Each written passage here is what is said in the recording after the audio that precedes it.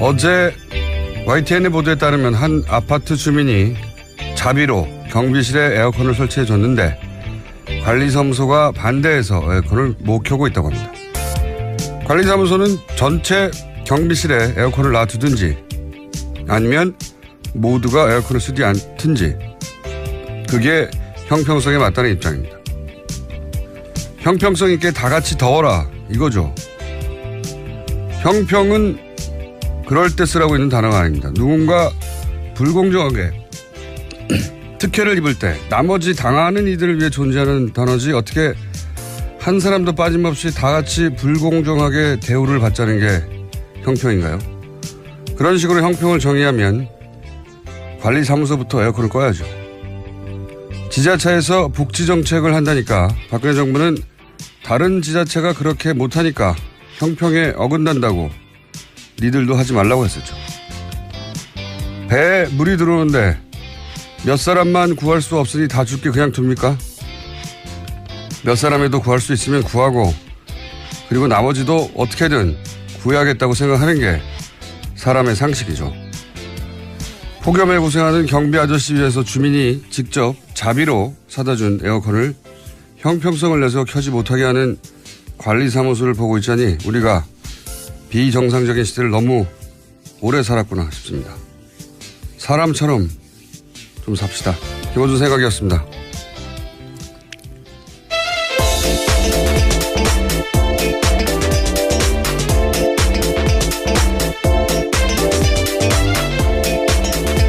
시사인의 김은지입니다.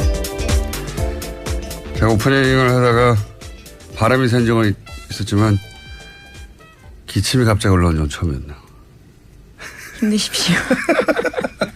기침을 그냥 할 걸 그랬어요. 네, 삼키느라 힘들었습니다. 자, 첫 번째 뉴스는요? 네, 북한이 대륙간 탄도미사일에 탑재할 수 있는 소형 핵탄두 개발에 성공했다고 미 정보 당국이 결론 내렸다는 소식입니다. 워싱턴 포스트 보도인데요. 미 국방부 산하 국방정보국이 지난달 북한 핵개발 프로그램에 대한 기밀평가를 이처럼 했다라는 겁니다. 또 미 정보 당국은 북한이 최대 60기의 핵무기를 보유한 것으로 추산했는데요. 하지만 미국 최고의 핵 전문가 중 한 명으로 꼽히는 시그프리드 해커 박사가 워싱턴 포스트와 인터뷰에서 이에 대해서 비판했는데요. 과대 선전은 아주 위험하다라면서 이번 보고서에 대해서 비판한 겁니다. 적대적 공성관계라는 얘기가 있죠. 원래 과거 우리 보수 정권이 툭하면 이제 북한 위기를 꺼내서 국내 문제를 덮었지 않습니까? 예. 서로를 적대하지만 서로를 위해 서로가 꼭 필요한 그 관계를 적대적 공생관계로 하는데 지금 트럼프는 북한이 고마워요. 생각해 보시면 이 일이 직전까지 트럼프와 관련된 모든 뉴스는 다 사위, 아들, 딸, 러시아, 탄핵 이 뉴스였어요. 다 들어갔습니다. 지금. 얼마나 고맙겠습니까. 그리고 미국의 군산 복합체들도 고맙죠. 예. 그쪽은 전 세계 긴장을 먹고 사는 그게 무기가 더 팔리니까. 그런 면에서 이제 미국의 최고의 핵 전문가가 뭐 60기를 보유하고 있다. 뭐 이런 식으로 정부에서 말하니까. 과대선전. 여기서는 과대선전은 미국의 과대선전 말하는 겁니다. 과대선전은 위험하다고. 과장하지 말라는 거죠. 예. 여하간 네 정부 혹은 트럼프 대통령이 말하는 걸 고지고대로만 받아들여서는 안 된다. 거기도 다 계산이 있는 거죠. 발언 하나하나에. 관련 뉴스가 근데 좀 많겠죠, 오늘? 예. 네, 관련 보도 나오니까요. 도널드 트럼프 미국 대통령이 입장 냈습니다. 관련해서 기자들이 질문하자 대북 경고 메시지를 쏟아낸 건데요. 미국을 더 위협하다가는 전혀 경험해보지 못했던 화염과 분노에 직면할 거다라는 메시지를 냈는데요. 뿐만 아니라 화염과 분노란 단어를 계속해서 쓰면서요. 무력이라는 단어도 덧붙였습니다. 화염과 분노, 노골적으로 이야기하면 지금껏 세계가 경험해보지 못했던 무력과 마주할 거다라는 건데요. 이에 대해서는 북한의 불바다 위협을 영어식 표현으로 받아쳤다라는 해석도 있긴 합니다. 저는 다르게 생각합니다. 왜냐하면은 화염과 분노라고 하니까 이거 불바다를 이렇게 번역했나? 이렇게 이제 우리가 생각하는 거고요. 그게 아니고요. 영어로 해놓으면 금방 알 수 있어요. Fire and Fury거든요. 이거는 뭐랄까요. 두 가지 측면인데 하나는 미국에서 예전에 그 이라크 전쟁할 때 샥 앤 오라고 네. 군사 작전을 두 단어로 요약해가지고 그렇죠. 표현하는 뭐랄까 일종의 스타일이 있어요. 그때는 이렇게 표현했고 자기도 뭔가 표현하고 싶은 거죠. 표현하고 싶은데 둘 다 F가 들어갔잖아요. 비율이 우리 라임을 맞추는 건가요? 예. 그런 면도 있고 마음에 든 겁니다. 이 단어가. 근데 이 단어 자체는 아주 유명한 우리나라에서는 이런 게임 안 하는데 미니어처 보드게임이라고 있어요. 뭐냐면은 군인을 아주 작게 만들어가지고 이렇게 낱개로 진열해서 팔고 이런 거 보신 적 있죠? 네, 미니어처가 그런 네, 것들이니까요. 미니어처. 근데 네. 그 미니어처의 주인공이 군인인 경우가 많죠. 그게 이제 기원이 있어요. 미니어처 보드게임이라는 게 있어요. 우리는 그런 걸 안 하는데 이렇게 보드를 놓고 군인을 작게 만들고 포도 막 만들고 기지도 만든 다음에 룰을 정합니다. 룰을 정한 다음에 자기들끼리 싸우는 거예요, 막. 그러니까 PC 게임에 오프라인 버전인 건가요? 그게 먼저 있었던 거죠. 네. 네. 그게 이제 그래서 시나리오도 막 나오고 룰집도 나오고 막 그러거든요. 아주 유명한 게임인데 그게 이름이 Fire and Fury예요. 네. 거기서 나온 것이다. 그리고 이 단어가 워낙 유명해서 이 단어로 노래도 있고 이 단어로 책 제목도 있어요. 예전에 2차 대전 때 저기 뭡니까 독일을 폭격했잖아요. 폭격기가 연합군에. 네. 그때 엄청난 폭탄을 쏟아부었는데 그 작전을 그때는 Fire and Fury라고 부르지 않았죠. 이 문구 유행하지 않았으니까. 근데 이 책을 나중에 2000년대인가 중반인가 뭐 하여튼 책을 썼는데 그때 이 제목을 따라 썼어요. Fire and Fury라고. 이 단어 자체가 대단한 게 아닙니다. 유행하는 단어예요. 그 유명한 관용부다라는 취지의 네, 근데 이제 말씀이시죠? 골라낸 거죠. 멋있게. 네. 뭐 그렇게 멋있진 않습니다. 약간 예. 그렇고요. 이제 말잔치를 하고 있는 겁니다. 말하자면 제가 이 이야기를 길게 한 이유 중에 하나는 말잔치를 하고 있는 거예요. 서로. 그러면서 가장 효과적으로 머릿속에 꼭꼭 박힐 자국민에게 단어를 선택하고 있는 중인 거죠. Fire Fury 하면은 탁탁 박히는 게 있거든요. 자, 그렇고요. 다음 순요. 네, 이와 같은 트럼프 대통령 반응이 나오자요. 북한도 반응을 했습니다. 괌을 직접 공격하는 대상으로 지목한 건데요. 북한 전략군은 김정은이 결단 내리면 미사일을 임의시각에 동시다발적으로 연발적으로 시행할 거다라면서요. 미국이 일컫는 예방전쟁이라는 선택권이 미국에만 있냐라고 주장했습니다. 이 핵을 공포의 균형이라고 하는데 지금 이제 북한과 미국이 하고 있는 건 이제 존심의 균형이죠. 존심의 균형. 예. 서로. 자존심의 균형을 맞추고 있는 중입니다. 말싸움하면서. 그래서 뭐 괌이 선택된 이유는 아마도 이제 거기 사드가 있기 때문이겠죠. 동시다발로 때리겠다는 것도 사드가 이렇게 동시다발 연발로 쏘면 막을 수 있냐? 뭐 이런 도발이기도 하고. 동시에 우리 언론이 보도를 해줘야 되는 내용은 뭐냐면 사실은 어제 하루 종일 포털에서 거의 이 괌 포위 사격 그다음에 뭐 하얀 분노 이 얘기만 했는데 실제 훨씬 더 중요한 거는 동시에 이러면서 북한이 거의 3년 가까이 억류하고 있던 캐나다 국적 그 임현수 목사입니다. 네, 목사. 네. 캐나다의 대북 현안이었죠. 그 임현수 목사를 갑자기 석방했어요. 갑자기. 그렇죠. 석방하겠다고 밝힌 겁니다. 네, 뜬금없이. 원래는 무기수였거든. 북한 기준으로. 예, 무기노동 교화형을 받고 있었습니다. 왜 갑자기 풀어줍니까? 네. 미사일 쏜다고 해놓고 갑자기 캐나다 바로 위 나라죠. 예. 그러면 바로 북미에 붙어있는 나라인데 하필이면 그 나라에 억류하고 있던 사람을 풀어준다고. 이거 캐나다에서 오랫동안 현안이라는데 꿈쩍도 안 했거든요. 그리고 또 틸러슨 외무부 장관이죠. 국무부 장관입니다. 아, 국무부 장관. 우리의 외무부에 해당되는 미 국무부죠. 장관은 또 열심히 대화해야 한다고. 그렇게 이야기하고 있죠. 대화하자는 말이라고 이게 다.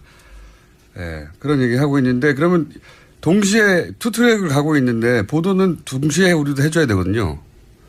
우리나라에서도. 미국의 의도는 이런 강경 신호와 대화 신호를 동시에 보내고 있다고. 예, 그런 해설을 해줘야 되는데 정말 전쟁이 날 것처럼 보도만 하고 있으니까 보도가 왜 이러는지 모르겠어요. 네, 뉴스공장에서 좀 더 강조해서 말씀드리겠습니다. 어제 렉스 틸러슨 미 국무부 장관이요, 그와 관련해서 입장 밝혔는데요.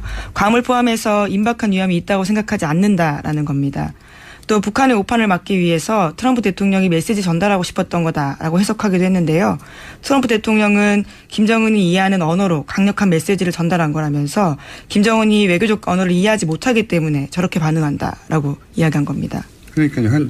대통령은 그 자국민의 귀에 꼭 박히는 단어를 선택해서 말을 하고, 그리고 주무장관은 이게 다 대화하자는 제스처다라고 해설해주고 투투력을 동시에 걸고 있고, 북한도 마찬가지예요. 북한도 괌을 때린다고 하면서 또 이면수 목사, 예. 캐나다 국적입니다. 우리나라. 예, 한국계 캐나다인입니다. 이 캐나다 해난이었어 오랫동안. 네, 2015년 1월 달에요. 나선 지역에서 평양으로 이동하다가 체포된 바 있는데 국가전복 음모 행위였습니다. 그러니까 북한에서는 굉장히 센 혐의인데 이에 대해서 무기노동 교화형 받고 복역 중이었는데 어제 조선중앙통신에서 적대 행위를 감행한 이유로 무기노동 교화형 받았던 이면수 목사를 인도주의적 견지에서 병구속했다라고 밝혔습니다. 갑자기 인도주의가 어제는 전쟁하자고 하다가 갑자기 인도주의가 왜 나옵니까? 이런 시그널이 동시에 나오는 거를 동시에 사실 해설해줘야 보도의 균형이 맞는 거죠. 왜 전쟁 난다는 보도 뭐 이렇게 많이 나오는 건지. 자, 하여튼 그런 일이 벌어지고 있습니다. 네. 그리고 말전쟁을 하고 있고요. 이 관련해서는 저희가 잠시 후에 정세현 장관, 전 장관과 함께 짚어보기로 하겠습니다. 관련 뉴스가 너무 많아서 좀 길게 얘기했습니다. 하여튼 불바다 이야기 때문에 그런 단어가 나온 게 아니라는 거. 예. 말싸움 중이라는 거. 존심의 균형을 맞추고 있다는 거. 자, 다음 뉴스는요? 네, 어제 문재인 대통령은 건강보험 확대 방안을 발표했습니다. 대부분의 치료비에 건강보험을 적용하겠다라는 내용인데요. 2020년까지 전 국민 의료비 부담을 평균 18% 낮추겠다고 약속했습니다. 그러니까 미용이나 성형처럼 명백하게 보험에서 제외되는 항목 외에는 모두 건강보험 적용하게 된다라는 건데요. 4대 중증 질환에 한정된 의료비 지원 제도도 모든 중증 질환으로 확대하겠다라는 겁니다. 이게 좀 사실은 오랫동안 많은 대선 후보의 공약이긴 했어요. 예, 그렇죠. 한 번도 실현된 적이 없어 그렇지. 네, 지금 리얼미터에서 들어와서 굉장히 시끄럽게 앉고 있네요. 오늘 리얼미터 미니가 있거든요. 조용조용히 할 것이지 이렇게 시끄럽게 앉아서 앉으면은. 자, 우리 보험제도가 유럽에 비해서는 되지만 미국에 비해서는 뭐 몇십 년 앞섰거든요, 사실. 예. 이 분야 미국은 참 미개합니다, 보험제도. 국민보험제도에 있어서는. 미개란 단어를 쓰셔도 괜찮아요. 미개해요, 실제로. 예. 거기서. 이런 정도의 그 국민소득 수준과 흔히 말하는 선진국 중에 이런 보험제도를 가지고 있는 나라가 없어요. 근데 워낙 거기는 사보험 회사들이 막강하고 로비스트들이 그렇죠. 막강하기 예. 때문에 오바마 대통령도 결국 오바마 케어라고 하는 아주 반쪽짜리밖에 못했죠. 그것도 지금 미국에서도 그걸 지금 뒤집으려고 트럼프는 다시 백하려고 하는 것이고, 거기는 환자에게는 헬이죠, 헬 정말로. 여하간 이렇게 해주면 좋은데요, 정말. 네. 미용과 성형 외에는 예를 들어서 뭐 암이든지 중증 같은 경우에 감기는 되는데 암이 안 돼서 문제다, 이런 게 핵심이었잖아요. 보험제도 문제, 우리나라에선. 이렇게 해주면 참 좋은데 재원을 어떻게 할 거냐. 네. 이 재원을 어떻게 할 거냐를 제대로 설명해주고, 그리고 그게 문제가 없다면 만세죠, 이런 거는 진짜. 예, 우선 어제 정부가 밝힌 바로는요, 건강보험 누적 흑자 일부와 국가재정으로 감당하겠다라는 건데, 또 계속해서 세금과 관련된 정책도 나오고 있습니다. 알겠습니다. 저 리얼미터 옆에 앉아서 부실부실 거리고 있으니까 빨리빨리 진행하죠. 자, 제목 중심으로 좀 훑어보겠습니다. 네, 국세청이 부동산 탈루 혐의자 286명에 대해서 세무조사 나섰습니다. 다운계약서 작성, 변칙증여 등 혐의가 의심되는 사람들한테 전국 동시에 세무조사하겠다라는 겁니다. 네, 소위 파리 부동산 대책의 후속인 거죠. 예. 이제 안 팔면 되지 않느냐, 이런 반응에 대해서 그래? 그러면 뭐 당장 소득원도 없는데 주택을 이미 3채 이상 갖고 있다든가, 뭐 아니면 분양권을 팔았는데 양도소득세가 전혀 없다고 신고했다든가, 뭐 이런 의심스러운 사례들 골라서 탈루한 거 아니야? 라고 국세청이 흔히 말하는 털기 시작한 거죠. 예. 근데 뭐 원래 내야 될 것들을 안 낸 거니까요. 무섭겠습니다. 네. 이렇게 돼서 걸리면 부동산은 덩어리가 커서 한 번 걸리면 몇백만 원이 아니라 몇 억 단위로 세금을 수익당할 수 있거든요. 예. 집 한 채가 날아가는 거죠. 이런 식으로 하면. 김상조 위원장이 그랬지 않습니까? 정부 정책에 저항하지 말라고. 예. 지금은 저항하면 안 되는 시기입니다. 자, 부동산은 그렇고요. 예. 다른 뉴스는요? 네, 또 종교인 과세 관련해서는요, 또 유예될 수도 있다라는 논란이 있는데요. 예정대로라면 내년 1월 1일부터 종교인도 소득세 내는 대상이 됩니다. 하지만 김진표 의원이 이 시기를 2020년까지 미루는 소득세법 개정안 발의했습니다. 국회의원들 중에 개신교도들 중심으로 김진표 의원은 특히 대표적이죠. 예, 관련해서. 종교인 과세 문제는 저희가 별도로 다룰 만한 덩어리의 뉴스라서 짧게만 언급하자면 성경에도 나와 있어요. 가이사의 것은 가이사에게. 예. 세금을 내야 됩니까? 라고 예수에게 묻자. 가이사의 것은 가이사에게 주라고 세금 내라는 얘기입니다. 예. 성경에 그런 말이 있습니다. 다음에 다루기로 하고. 자, 다음 뉴스는요? 네, 검찰이 국정원의 민간인 댓글 부대 자료 공식 요청했습니다. 그래서 이번 주 중으로요, 자료가 넘어갈 것으로 보이는데요. 관련해서 특히 국정원 예산 부분에 검찰이 집중해서 보겠다라는 겁니다. 이건 의미가 있네요. 물론 뭐 예산을 국정원에 설마 다 넘기겠습니까만은 어쨌든 국정원의 예산을 들여다보는 첫 케이스가 될 수 있으니까 10분의 1만 넘긴다고 하더라도 뭐 혹은 100분의 1만 넘긴다고 하더라도 의미가 크네요. 이건. 국정원 예산은 사실은 국회의원 일부 그것도 문 닫고 비밀 발설하지 않는 전제하에 큰 덩어리로 들여다볼 수 있었을 뿐 세부적으로 들여다볼 수 없었거든요. 그러다 보니까 문제점들이 많았습니다. 불법적으로 전용되는 경우가 많아서요. 그러니까요. 자, 이제 한두 개 정도를 풀면 끝날 것 같습니다. 예. 네, 오늘 국민의당 827 전당대회 후보 등록이 시작됩니다. 오늘 11일까지 후보 등록 마감하고요. 또 이제 전당대회가 시작됩니다. 그렇군요. 여기서 안철수 후보가 대표가 되지 못하면 큰 문제죠. 예, 안철수 후보 자신에게. 국민의당에게도 큰 위기가 닥칠 수 있고. 대표가 된 이후에도 쉽지 않습니다. 제가 보기에는. 그런데 뭐 그건 저희가 걱정할 일은 아닌 것 같고요. 예. 다음 뉴스는요. 하나 정도 더 하면 끝날 것 같은데요. 예, 박지원 의원이요. 또 관련해서 폭로한 게 하나 있는데요. 19대 대선 당시에 안철수 국민의당 후보와 유승민 바른정당 후보 간에 단일화 논의가 있었다라는 겁니다. 이에 대해서 유승민 후보는요. 부인했습니다. 단일화 후보 자체가 없었다고 했습니까? 아니면 단일화 후보 단일화 후보 논의 자체가 없었냐? 아니면 논의는 있었지만 그런 말은 한 적이 없다.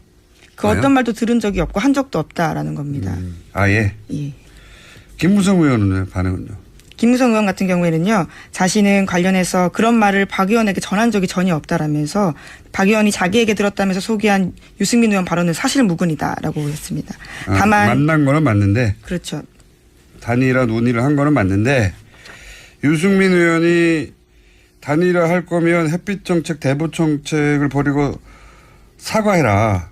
예, 국민의당이 이럴 수는 없죠. 예. 그러면 자신이 탈당해 준다 이렇게 해야겠다는 겁니다. 박지원 대표는 바른정당이 그걸 요구한다면 그렇다면 내가 햇볕 정책을 추진하는 당사자라고 할 수 있는 박지원이 내가 탈당해 주겠다. 그러면 단일화 되겠느냐. 이런 말을 주고받았다는 거예요. 그때 당시에.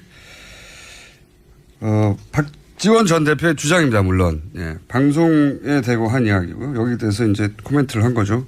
여기서 이제 디테일한 내용들은 갑론을박하고 있는데 어쨌든 만나서 안철수 유승민의 단일화를 얘기를 했다는 것은 사실로 밝혀진 셈이네요. 예, 김무성 의원이 그에 대해서는요. 주호영 의원까지 같이 만난 적이 있다라고 밝혔습니다. 네, 한 번 만난 적이 있다라고 하는 것이고 박지원 대표는 여러 번 만났다고 하는 거 주장하고 있는 것 같은데 횟수는 중요하지 않고 단일화를 하려고 했다. 예.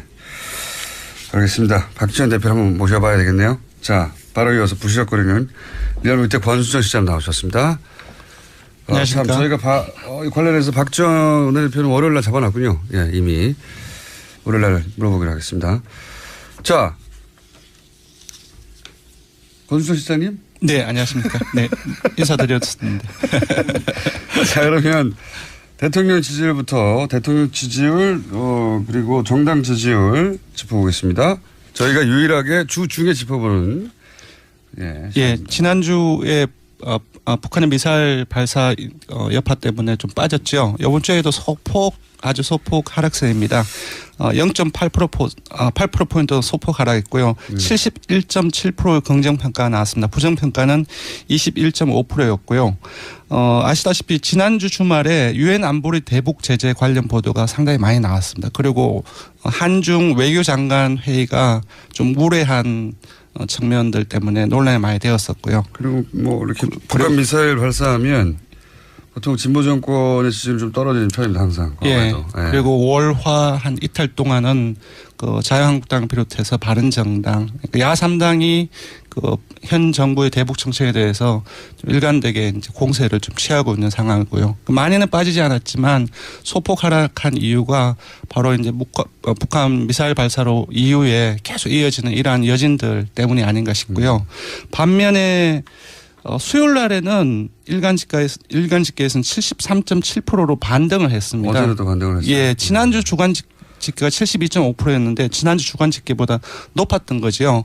이건 아무래도 그 현 정부가 대통령이 공식적으로 사과한 거는 제가 잘 기억이 나지 않는데요. 아시다시피 가습기 살균제 피해자들을 청와대에서 모셔서 공식적인 사과를 했습니다. 이 부분들이 보도나 이제 SNS 통해서 많이 그 여론을 주목을 받았고요. 이 요인이 아닌가 싶습니다.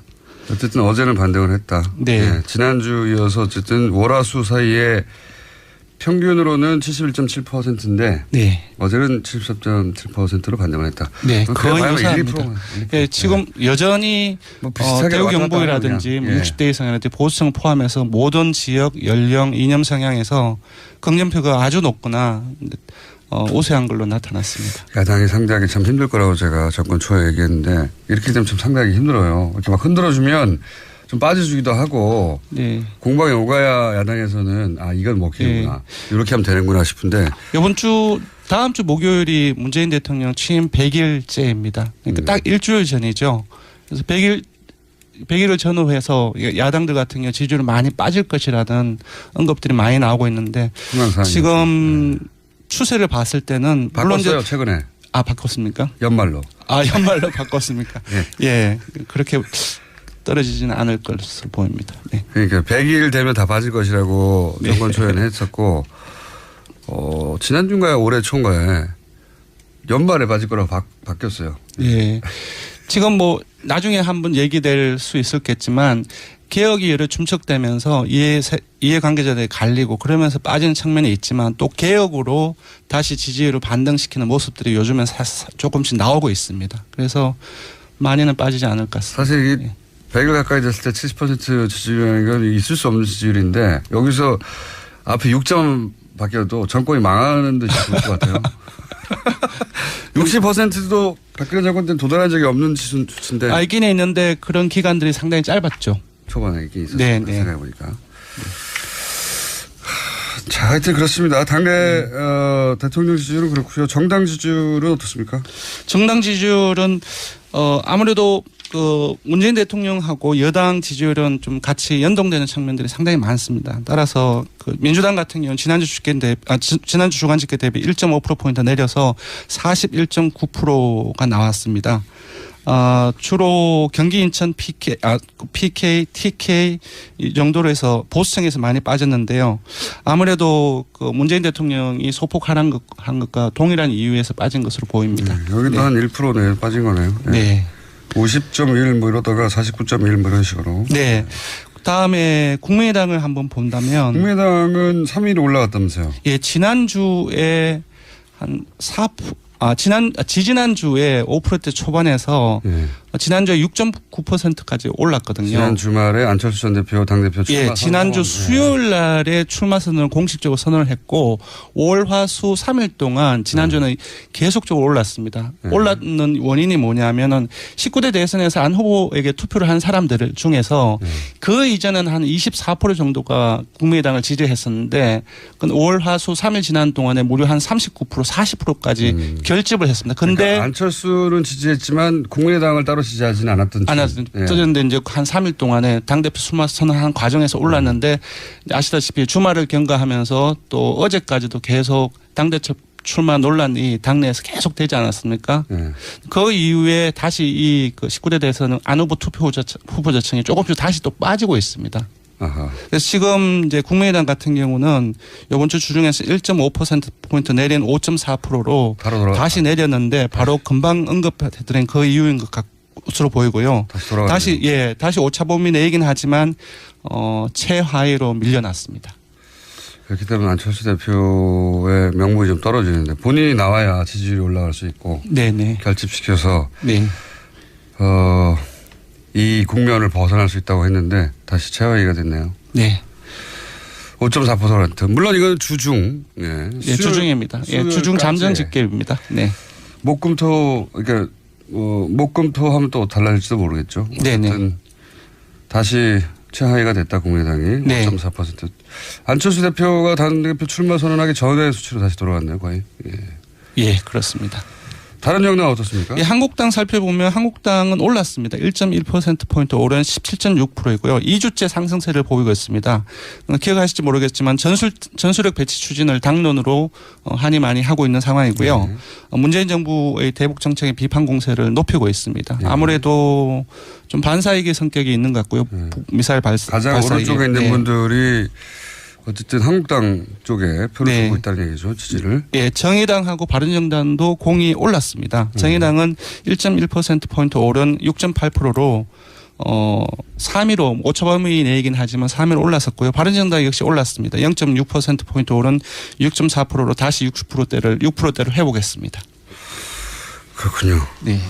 오늘은 시간이 없어서 못 다룰 것 같은데 리얼미터하고 갤럽하고 가장 큰 차이가 나는 부분이 갤럽이 이제 주말에 발표되지 않습니까? 네, 그러다 보니까 그렇습니다. 항상 비교가 되는데 한국당, 바른당 다른 정당들은 뭐 큰 차이가 없다고 보여지는데 네, 한국당과 바른정당의 지지율 차이가 리얼미터하고 가장 큰 차이가 있어요. 네. 갤럽에서는 두 당의 차이가 거의 없거나 붙었거든요. 네. 근데 리얼미터에서는 아직도 한 10% 가까이 차이가 나는 걸로 나오니까 이거 다음 시간에 한번 짚어주십시오. 예. 그러니까 한국갤럽과 같은 상황이면 보수층이 거의 와해된 상황이라고 보면 되는데요. 나중에 한번 봐야 될 것 같습니다. 네. 자, 마지막으로 저희만 하는 이번 주 현안 조사. 이번 주 뭘 했습니까? 이번 주 지난주에 8.2 부동산 대책이 발표되었고 그 이후에 종부세라든지 재산세라든지 이 부동산 보유세 관련해서 논란이 좀 있었습니다. 예. 보유세. 부동산을 갖고 있는 것만으로 세금을 때리는 과거의 종부세. 예. 예. 거기 뭐 똑같지는 않지만 어쨌든. 예, 맞습니다. 그렇게 생각하시면 되는데. 예, 이 조사를 한번 해봤습니다. 보유세를 지금은 그 카드를 마지막 카드로 두고 있는 것처럼 보여지는데 현 정부가. 네. 만지작거리지는 하지만 아직까지는 이거까지 썼는데 통하지 않으면 큰일 나니까요. 네네. 근데 보유세를 만약에 높인다. 인상한다. 네네. 그럴 경우에 과연 찬성하겠는가? 네네. 이거 여론조사가 왜 없었는지 모르겠는데 저희가 했습니다.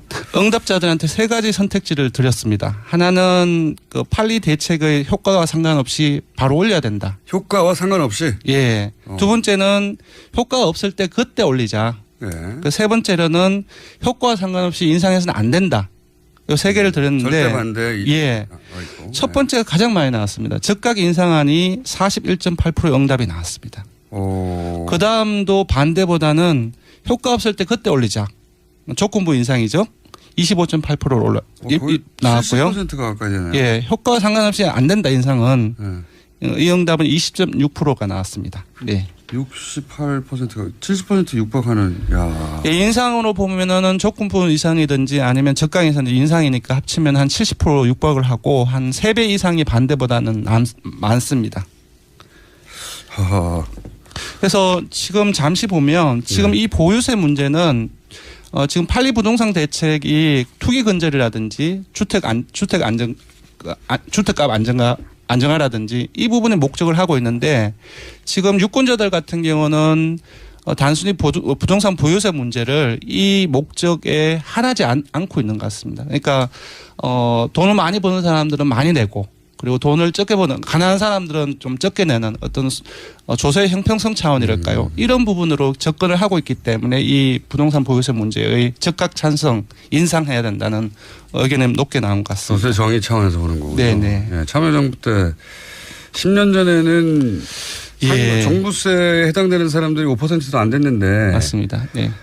그때는 831 부동산 대책이라든지 또 그때도 마찬가지로 그 종부세 문제가 세금 폭탄 프레임들이 가동이 되어서 먹혔죠 그때. 예, 그때는 먹혔는데 지금은 이러한 저간의 상황을 보면은 안 좀 먹히겠네. 막히기 그때 세금 폭탄 프레임이 막히기 힘든 상황이 아닌가 그렇게 보입니다. 먹히기 힘든 상황이라고 해주십시오.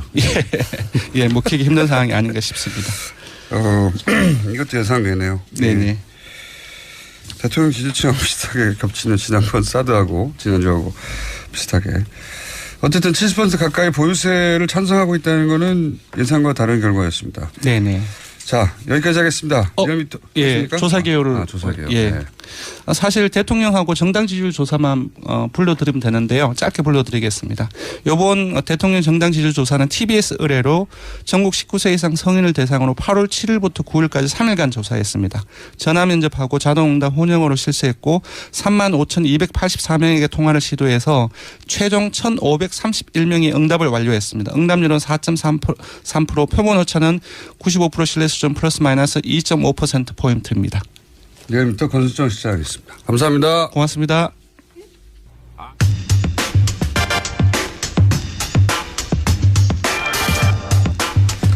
북한과 미국이 극단적인 말을 주고받고 있죠. 한반도 8월 위기설 한번 짚어보겠습니다. 정세현 전 통일부 장관 연결됐습니다. 안녕하세요, 장관님. 예, 안녕하세요. 네. 까칠하다는 말을 하지 말아달라고. 네. 저희 작가한테. 저는 안 해요. 네. 부드러운 사람을 까칠하다고 하는데요. 네. 까칠한 말을 하지 말아달라고 하는 까칠한 장관님 연결됐습니다. 네. 자, 북한이 괌을 타격하겠다. 구체적으로 지명을 거론하면서. 네. 그런 말도 하고, 미국에서는 트럼프 대통령은 불바다는 아니었죠. 화염과 분노. 예, 뭐 이런 발언도 하고 서로 아주 극단적인 말들을 주고받고 있습니다. 우선 북한이 왜 괌을 거론했을까? 그리고 실제 괌을 타격할 가능성이 있을까? 어떻게 보십니까? 북한을 오랫동안 상대하신 분으로서. 이건 말폭탄이라고 생각합니다. 왜냐하면 북한은 항상 그 사람들의 그 화법을 알고 얘기를 들어야 돼요. 이 사람들이 뭐라고 하냐면 미국의 선제 타격 기도가 드러나면 네. 서울을 포함한 남측의 군사 지역을 불바다로 만들고 미군 기지가 있는 이 괌 이런 데를 이제 전면적으로 타격하겠다 그랬는데 미국이 자기를 치겠다는 얘기, 북한을 치겠다는 얘기를 이 사람 저 사람이 불쑥 많이 하지 않았습니까? 뭐 선제 타격, 뭐 예방 전쟁, 뭐 네네. 이런 등등이 어떤 점에서는 말로 끝나지 않고 그것이 실제로 행동을 옮겨줄 수 있다고 북한이 좀 걱정을 하지 않나는 생각이 들어요. 그러니까 그런 말 자꾸 하다 보면은 실제로 그런 일이 벌어질 수 있다고 보고 미국이 그렇게 나온다면 우리 가만 안 있겠다. 그러면서 근데 괌 얘기를 했는데 남쪽 불바다는 그냥 들어간 얘기고 괌이 이게 B1B라든가 B52 같은 전략 폭격기 핵무기를 싣고 다니는 그런 폭격기들 거기서 떠가지고 북한 상공 한 바퀴 돌아가는데 몇 시간 안 걸리는 그런 비행기들이 있는 폭격기들이 있는 기지 아닙니까? 네. 그거를 공격하겠다고 그랬는데 바로 그 자리를 때리겠다는 게 아니고 그 주변을 포위 사격하겠다고 그랬어요. 그렇죠. 한 30km 정도 떨어져서. 예. 그러니까 도망갈 구멍은 다 열어놓고 겁을 줍니다.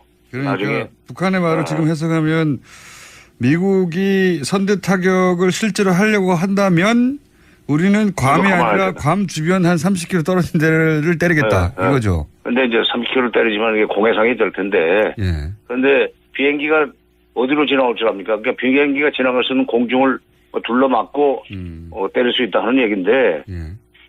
실제로 미국이 선제 타격할 그 가능성도 적고 또 북한이 괌을 친다고 하더라도 바다를 둘러싸고 몇 발이나 쏘겠습니까? 미사일을.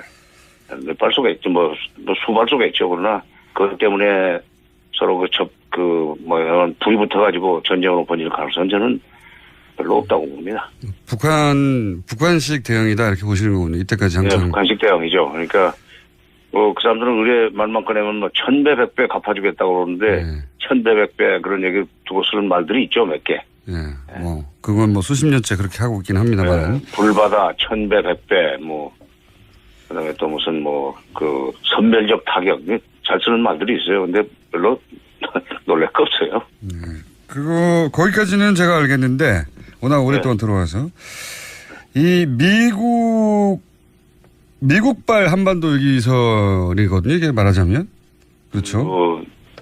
그런 얘기들도 하죠. 네, 트럼프 대통령이 직접 이제 아주 강한 발언들을 해 나가면서 미국발 위기설이라고 할 수도 있는데 미국에서 이 긴장을 더욱 높여가고 있는 이유는 뭘까요? 이런 발언으로 대통령이.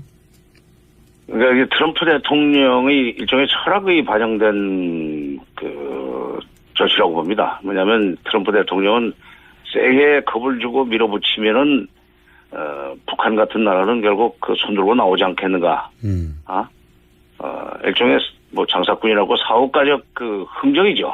세게 불러가지고 상대방이 이제 겁을 먹고 꼬리를 내도록 만들어가는 그런 전략인 것 같은데 그러니까 그동안에 제도권에서 성장한 정치인들하고 좀 다른 것 같아요. 스타일이. 스타일이. 근데 그게 오히려 북한을 더 자극해가지고 북한이 그러니까 북한이 오히려 예방적 타격을 할 수 있는 여지를 키워가지고 책임을 그쪽으로 넘기려고 하는 전략인 것 같은데 저는 북한이 그렇게 위험한 짓을 안 하려고 봐요. 그 사람들 말폭탄 쏟아내다가 결정적인 순간에 싹 방향 틀어가지고 빠져나가는 데는 여러 번 보면서 참 귀신 같다 하는 생각을 많이 했었습니다만 그런 전략으로 이때까지 살아남았죠 사실은. 예. 그렇죠. 그래서 오히려 상대방이 방향을 틀도록. 근데 되게 그렇게 북한이 벼랑 끝에서 극단적인 압박을 통해서 미국을 들어가면은 결국 미국이 방향을 트는 그런 전례들이 몇 개 있습니다. 왜 형제간에 싸우면 큰 놈이 참으라고 그러잖아요. 네. 실제로 북한은 잃을 게 없다는 듯이 나오면 결국은 그렇죠. 미국이 북한의 요구를 들어주는 경우가 많았죠 오히려 지금까지는. 그리고 지금 동아시아의 현실로 봐서 6.25 때도 6.25 때 중국이 별거 없을 때도 중국이 바로 참전하지 않았어요. 예. 지금 중국은 미국 다음 가는 강대국입니다. 북한을 군사적으로 공격하면 바로 그 불똥이 중국 대륙으로 뛰고 특히 동북 삼성 만주로 번질 거기 때문에 중국이 가만 안 이렇게 되는 거죠. 이렇게 되면 이건 한반도 전쟁이면서 실제로 미중 전쟁이에요. 세계대전이 되는 거죠 사실은. 그렇죠. 미국이 그렇게 그거 벌렸다가 지금 다른 유럽이라든가 중동 같은 데 벌려놓은 일들이 많은데 그거 어떻게 감당하겠어요? 못합니다.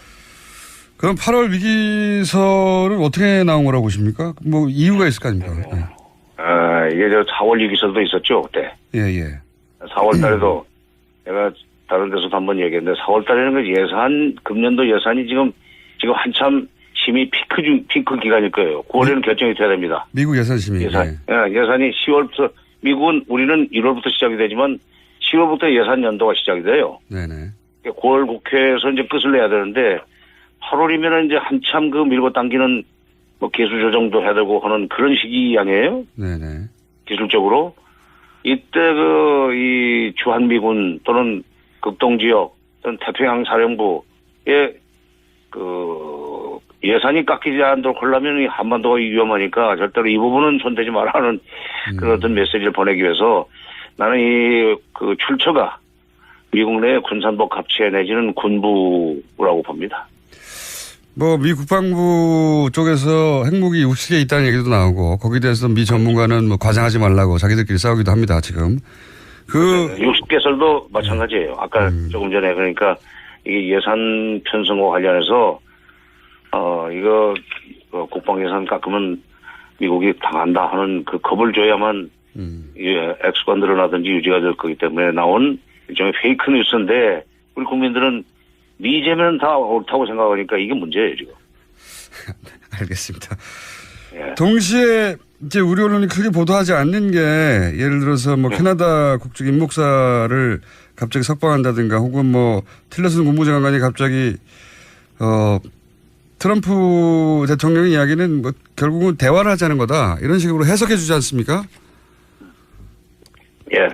그러니까 이런 뉴스도 같이 봐야 되는 거 아니겠습니까, 사실은? 같이 봐야죠. 지금 그 캐나다 우리 교포 임목사를 뭐 병보석이라는 이유로 해서 사실상 막 돌려보낼 것 같은데 그거 지난번에 원비어 사건 때문에 이 사람들이 놀래가지고 자기네 지역에서 만약 그 사람이 숨을 거두면 이 정말 복잡해지거든요. 지금 그러니까, 상황에서는. 예. 뭐 의료 기술도 좋고 여러 가지 형편이 괜찮은 가족의 품 그다음에 캐나다로 가서 병을 고치는 것이 낫겠다 하는 계산이겠지만 이거는 미국한테 보내는 메시지예요. 당신네들도 지금 이런 식으로 해결해야 될 문제들이 있지 않느냐. 그러니까 우리는 그런 식으로 당신의 그 좋은 자세로 다가오면은 얼마든지 대화할 용의가 있다. 그러니까 한쪽으로 선제 타격하면은 뭐 괌을 폭격하겠다, 괌 주변 바다를 폭격하겠다는 얘기를 하면서도 미국한테 빨리 우리 대화했으면 좋겠다는 소위 그 메시지라고 저는 생각합니다. 과거에도 보면 대화 직전에 가장 거친 말들이 오가 같습니다. 보통. 그렇죠. 더위가 절정에 이르다 보면 이제 가을로 넘어가듯이. 그러니까 거친 말들을 한참 주고받아도 전쟁 나나 싶으면 대화가 시작되는. 그렇죠. 그런 과거 사례가 많이 있었는데 그런 루트를 다시 타지 않겠나 하는 짐작도 들고. 이건 어떻습니까? 뭐요? 가스하신 장관님 갑자기 튀어나오시는데 뭐요? 장관님 저기. 아니 돌발 질문을 많이 하시니까 좀 겁나지. 안보리 제재 있지 않습니까? 안보리 제재. 거기서 뭐 석유는 빠졌다. 뭐 그렇지만 가장 강한 제재다. 뭐 이런 식의 얘기 많이 나오는데 안보리 제재로 북한이 미국이 원하는 대로 갈까요? 안보리 제재 효과 있겠습니까? 우선 석유 송출 금지가 빠졌다는 것이 뭐 북한한테는 별로 타격이 안 된다고 저는 봅니다. 대중무역의 3분의 1을 삭감시켰기 때문에 무역으로 거둘 수 있는 액수 10억 불을 못 벌게 했기 때문에 손 들고 나올 거라는 것은 착각이고 10억 불이면요. 1조 달러인데 그렇죠? 1조 달러인데 그게 사드 한 대 값보다 싼 겁니다. 1조 2천억 달러가 그렇잖아요. 그렇군요. 근데 북한 무역이 규모가 아무리 작더라도 3분의 1 타격을 입는다고 그래서 미국이 시키는 대로 손 들고 나올 가능성은 없고 안보리 제재가 지금 8번째입니다. 근데 7번째 안보리 제재를 결의하면서 또 역대급이라고 맨날 그랬어요. 가장 강력한. 항상. 가장 강력한. 이게 무슨 신문 광고 같은데 어디 보면은 무슨 역세권 2분 거리, 3분 거리 하는 식으로 맨날 근데 7번의 유엔 제재를 당하고도 작년에 북한 경제가 3.9%나 성장했다면 북한 경제는 아무런 영향을 안 주는 게 유엔 제재라는 거 아니에요?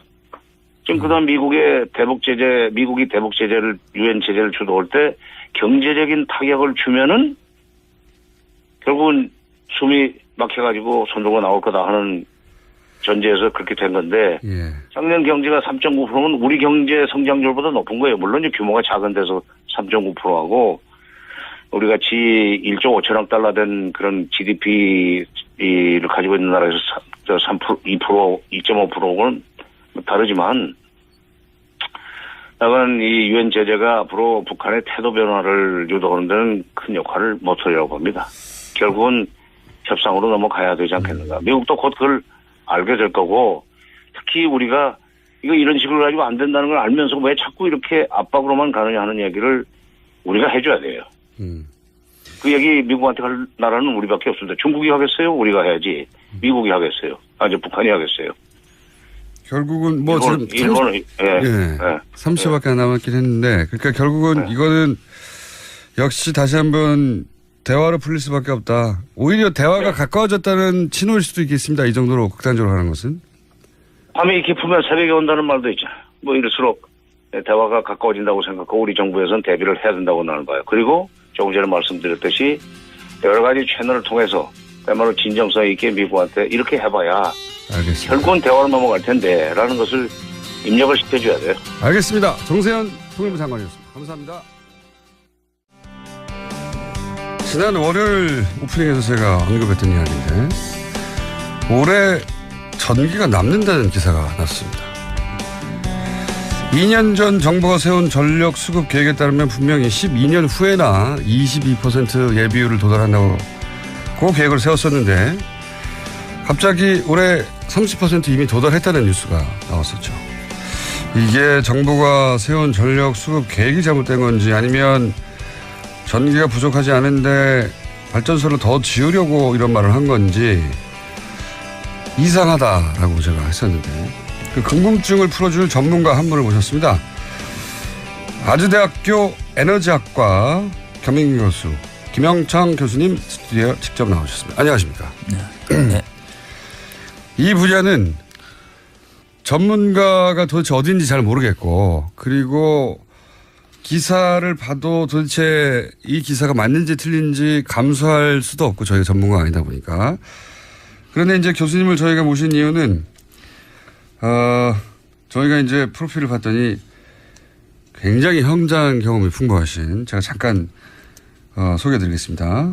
서울대 전기공학과를 졸업하시고 석박사 하시고 한국전력 한국전력 알아야죠. 한국전력에서 30년간 근무하셨고 그리고 전력거래소 전력거래소가 뭔지도 좀 이따 제가 여쭤보겠습니다.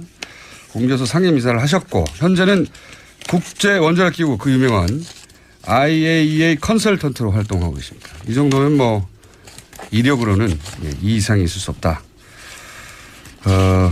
한전에 계셨을 때는 어떤 일을 하셨습니까, 교수님? 네, 저는 한전에 30년 근무하면서 주로 발전소 건설 계획을 하는 이론적인 그 컴퓨터 모델과 장기 경영 계획 그리고 전력산업 구조 개편을 담당했습니다. 그리고 전력산업 구조 개편이 된 이후에는 그 전력거래소의 상임이사를 담당하면서 미래 경쟁시장 설계를 담당했습니다. 교수님은 잘 모르시겠지만 저는 한 3년 전부터 교수님을 혼자서 주목하고 있습니다. 왜 제가 교수님을 눈여겨 봤었냐면 2년 전인가요? 그 국감 때 국감 때 나오셔가지고 언론 보도도 거의 안 됐어요. 근데 제가 관심 있는 사안이라 봤는데 국감 때 과장해서 발전소를 많이 지었다 이런 증언을 하신 적이 있죠. 네. 있습니다. 그런 얘기 제가 처음 들어봤거든요. 그러니까 발전소를 그러면 이때까지는 전기가 항상 부족하다. 폭염 때문에 피크치가 올라갔는데 예비율이 뭐 한 자릿수 떨어져서 큰일 났다. 그러면서 발전소 많이 지어야 된다. 혹은 뭐 전기 아껴야 된다는 얘기만 듣다가 어떤 전문가가 나와서 갑자기 발전소 필요 이상으로 많이 지었다는 얘기를 국감에서 하시는 거예요. 그때 그런 말씀 하신 적 있죠? 네. 예. 그러면서 저분은 남들 안 하는 얘기를 해서 고생이 많으시겠구나. 맞습니다. 언제 한번 제가 꼭 만나뵈야지 했는데 마침 올해 언론 기사로는 전기가 남는다 이런 기사가 나와서 제가 직접 모셨습니다. 자, 오늘 지금부터 이제 차근차근 여쭤보려고 하는데 이게 워낙 전문 분야다 보니까 기본 용어 개념부터 좀 설명을 드려야 되겠는데 한전은 알겠어요. 네. 전력거래소에 근무하셨는데 전력거래소는 뭡니까? 이것은 과거에 없던 개념입니다만은 새로 생긴 구조인데요. 원래 과거에 있던 한전을 발전자회사를 6개로 나누면서 그 중간에 전력을 거래하고 그에 따른 가격을 결정해주고 전기요금을 정산해주는 그런 기능을 갖기 위해서 한전 내부에서의 전력 시스템을 운용하는 조직을 전력거래소라고 명칭을 붙여서 독립시키면서 산업부 산하기관으로 한 것입니다. 한마디로 전력을 사고 파는 것입니까? 사고 파는 가격을 결정해 주는 것이라고 볼 수 있죠. 그러니까 증권 시장과 비슷하다고 보는데 그러나 전기는 빛의 속도로 다니기 때문에 볼 수는 없지만 그 시간대별로 다니는 전력을 미리 예측을 해주고 발전기를 운영을 해주고 또 내일의 가격을 오늘 결정해 주기도 하고 실제 발전이 된 거에 대해서 얼마로 가격을 발전소한테 지급을 해 주자. 이런 여러 가지 그 핵심적인 돈에 관계된 일을 많이 하고 그걸 백업하기 위해서 전력 시스템 운영이라고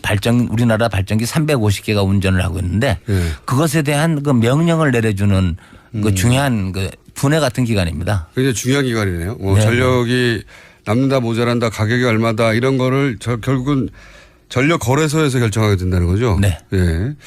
한 가지 더 붙인다면은 예. 전력거래소가 지금 현재 미래 발전소 건설하는 전력 수급 계획까지 담당하니까 계획과 전력 시스템 운용을 양자를 다 담당하고 있는. 굉장히 상태입니다. 중요한 곳이네요. 네. 가격도 결정하고 지금 전기가 모자라니까 발전소를 더 지어야 되겠다는 그런 것도 하고. 거기도 하고 네. 굉장히 중요한 기관인데 예, 예.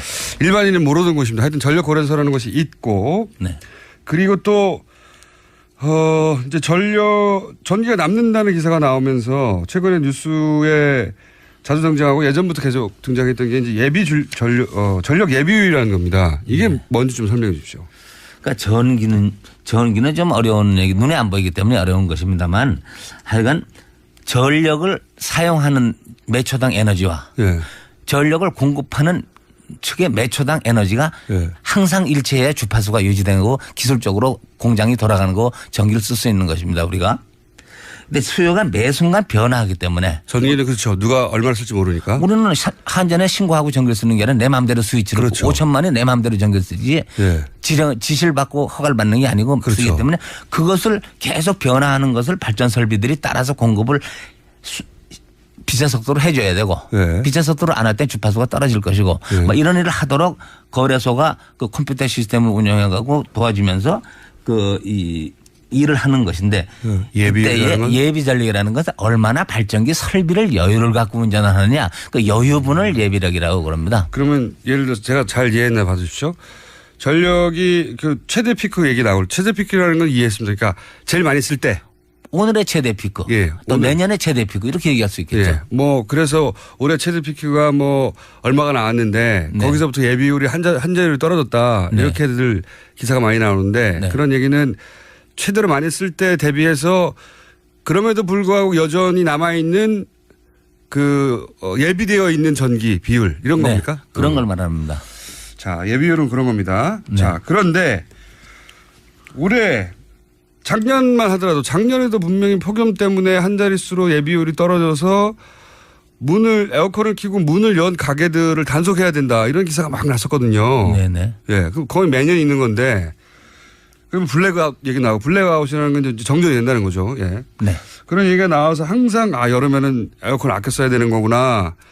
전기 요금 때문에도 그렇지만 국가적으로 항상 조심해야 된다 이런 뉴스만 보다가 올해 갑자기 전기가 크게 남아돈다 이러고 있어요. 제가 네네. 이게 너무 이상해가지고 예. 게다가 불과 2년 전에 세운 계획상 2029년에 가야 22% 예비율에 도달해야 한다고 그랬는데 그런데 올해 벌써 30%가 넘는다. 네네. 이런 기사가 났고 근데 제가 이해가 안 가는 건 발전소는 2년 만에 지을 수가 없는 건데 2년 전에 어차피 2년 후에 어떤 발전기가 가동되기 시작할 건지 다 알았을 텐데 이 수급 계획을 어떻게 세웠길래 갑자기 이렇게 되는가 이해가 안 가는 거죠. 왜 이런 일이 벌어진 겁니까? 그러니까 수급 계획은 대부분 현재를 하는 게 아니라 미래 발전기를 5년 10년을 바라보고 전력수를 예측하고 나서 그렇죠. 거기에 필요해서 예비력을 더해서 발전소를 짓는데 예. 거기서 사실상 그럼 미래 5, 6년 후에가 지금 예측한 대로 수요가 나타나느냐. 예. 지금 예측한 것보다 더 낮게 나타나면은 그 당시 5년 후에 가면 그때 예비력이 너무 남게 되는 것이고 그렇죠. 또 전력 수요가 이렇게밖에 성장 안 할 것이라고 해서 예비력을 정확하게 갖춰서 해놨는데 전력 수요가 올라간다 그러면은 그때 5년 후에 문제가 될 것이라고 생각하는데 네. 지금의 오늘은 과거에 5, 6년 전에 이 의사결정이 지금 현재 나타난 것이지 오늘 원하는 건 아니죠. 예. 그래서 오늘 원하는 것이 아니지만 올해 전기가 발전 설비가 남을 수도 있고 모자랄 수도 있는데 올해는 그것이 많이 남는다 이렇게 생각을 하는 것입니다. 그렇죠. 많이 남는다. 네. 그런데 제가 그 이해가 안 가는 것은 이게 뭐 10년 예측이 틀렸으면 모르겠는데 네. 불과 2년 전 예측이 이렇게까지 틀릴 수가 있는가. 그리고 갑자기 올 여름부터 이럴 수가 있는가. 그러니까 뭐가 잘못된 겁니까? 그 말씀은 맞는 것이고요. 제가 네. 조금 아까 말씀드린 거는 발전소를 건설하기 위한 장기 계획에서의 예측을 말씀드렸고 작년이나 올해는 나타나는 결과인데 이것은 아직까지는 현재 많다고 보는 쪽입니다. 뭐 정확한 자가라는 건 어려운 얘기지만 네, 많다고 보는 쪽인데 네. 남는다 한마디로. 많다고 하는데 네. 그 남는다 모자란다를 표현하고 뭐 500만 원이 있어야 된다. 한 자리 수고 예비력이 있어야 된다. 이거 자체는 제가 보기에는 좀 과장되고 주먹구구 계산이라고 보는 것입니다. 계산 자체가 주먹구구입니까? 계산 자체는 표현 방법이 주먹구구고 예. 그렇게 많이 갖고 있는 것도 주먹구구입니다. 예를 들어서 우리가 미래 발전소를 건설할 때 6년 후에 전력 수요가 이러니까 발전 설비를 얼마큼 지어야 된다고 얘기할 때 뭐 15%나 20%가 있으면 되겠죠. 이렇게 얘기하고 발전소를 지어놨습니다. 네. 그럼 5년 후에 와서 당해볼 때에 그때는 5년 후에 연간 피크를 5년 전에 결정한 발전 설비로 겨우 아슬아슬하게 넘기는 게 가장 효과적인 거지. 5년 후에 많이 건설한 발전기를 가지고 운전할 때에 그때도 피크 시간에 예비력이 한 자릿수인 1000만 킬로가 남는다든가 그렇게 여유를 갖고 넘기는 거는 아니고 그것이 무리하다는 주장이고 그 당시 5년 후가 지금 닥쳤다고 생각을 해볼 때에 올해 피크 때 아슬아슬하게 전력수요를 맞추면서 잘 넘어간 것이 가장 좋은 거죠. 왜 예비력을 갖느냐. 발전기는 고장도 나고 날씨도 바뀌고 여러 가지 하기 때문에 불확실한 거에 대해서 대응을 하는 건데 불확실한 설비를 가지고 대응을 해왔는데 올해가 5, 6년 전에 본 현실이 올해 나타나는 거 아닙니까? 예. 그럼 올해 피크 때는 발전기를 가지고 전력수요를 아슬아슬하게 잘 공급하면 되는 거지 잘 공급하고도 1000만 킬로가 남았다. 아하. 그거 자체는 설명이 안 되는 것이죠. 자, 그러면 제가 잘 이해해 봐주십시오. 지금 네. 교수님이 열심히 설명하고 있는데 이게 잘 이해가 안 돼서 제가 잘 이해했나 네. 봐주십시오. 워낙 전문 분야라. 교수님 말씀은 뭐 한 자릿수다. 뭐 20%가 남아야 된다. 네. 이런 수치 자체가 주먹구구라는 거죠. 그 표현 자체가 주먹구구라는 그러니까 것입니다. 지금 언론에서는 한 자릿수로 떨어지면 크게 위험하다고 하는데 네. 뭐가 위험하냐. 아니 뭐가 위험한지를 얘기를 해야죠. 그냥 위험하다고 얘기하고 수급 대란이라고 얘기하는 것은 네. 어처구니가 없는 얘기죠. 국민들이 모르니까 그냥 따라가려는 얘기인지. 그렇죠. 지금까지는 예비력이 예를 들어서 작년에 뭐 9점 몇 %였는데 한 자릿수로 떨어지니까 큰일 났다 이런 식의 보도가 많았는데 네. 첫 번째 교수님 지적한 것은 한 자릿수 떨어지면 9%대가 왜 위험한지 설명이 없지 않느냐. 네. 교수님 보기에는 9% 위험하지 않다 이렇게 보시는 거죠. 그럼요. 1000만 킬로가 남아 있는데 무엇이 위험한지를 오늘 전력을 공급하는데 처음 듣는 이야기입니다. 오늘 전력을 공급하는데 갑자기 전력 수요가 1000만이 증가하느냐 이겁니다. 그거를 다 예비를 해야 된다면은 5년 전에 오늘의 수요에다 1000만을 더해가지고 확실하게 하도록 발전기를 훨씬 더 지었어야죠. 그렇지도 않고 지금 와서 피크 때 여름에 1000만 킬로의 예비력이 한 자릿수가 아니면 불안하다. 그러면 9%라 그러더라도 1억 킬로의 9%면 1000만 킬로거든요.